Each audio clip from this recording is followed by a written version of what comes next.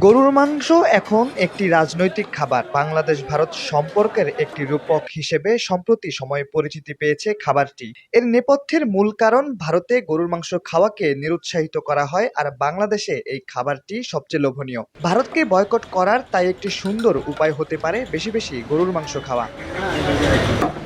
বাঙালির কি গরুর মাংস ছাড়া চলে? সপ্তাহে অন্তত একদিন কিংবা মেহমান এলে অথবা ঈদে যখনই কোনো অনুষ্ঠানের আয়োজন করা হয়, বাঙালির খাবার মেনুতে স্থান পায় খাবারটি। স্রেফ গরুর মাংস দিয়েই তৈরি করা যায় শখানেক পদ। গরুর কালাভুনা, রেজালা কিংবা ঝোল। মাংস কষানোর সময় পাশের বাসা থেকে আসা ঘ্রাণকে এড়াতে পারে না কেউ।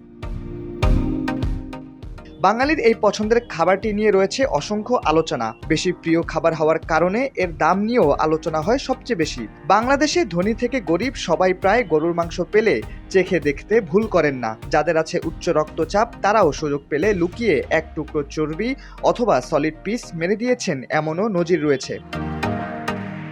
গরুর মাংস শুধু রাজনৈতিক খাবার নয়, বাংলাদেশে গরুর মাংস নিয়ে হয়েছে গানও। আওয়ামী লীগের শাসন আমলে যখন গরুর মাংস একেবারেই ধরাছোঁয়ার বাইরে ছিল, তখন এই খাবারকে নিয়ে তৈরি করা হয়েছে র‍্যাপ সং। এছাড়া বাংলাদেশে রয়েছে একটি মজার ডায়ালগ, যা মূলত গরুর মাংসকে কেন্দ্র করে বলা হয়। লোকমুখে তাকে কোপা শামসু নামে অবহিত করা হয়। শিল্প, সাহিত্য, রাজনীতিতে সমৃদ্ধ এই খাবারটি নিয়ে মানুষের রয়েছে হতাশার গল্প। যখনই দাম বাড়ে, তখনই বন্ধু মহল থেকে চায়ের দোকান, কোথাও বাদ যায় না গরুর মাংস নিয়ে আলোচনার।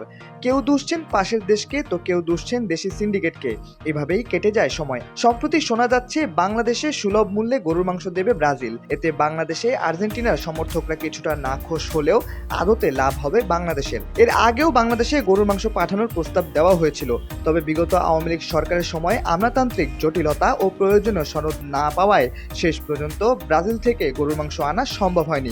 গত ৮ জানুয়ারি রাজধানীর একটি হোটেলে সংবাদ সম্মেলনে ঢাকায় নিযুক্ত ব্রাজিলের রাষ্ট্রদূত বাংলাদেশে গরুর মাংস রপ্তানির কথাটি জানিয়েছেন। শাহরিয়ার আহমেদ, দৈনিক ডেস্টিনি।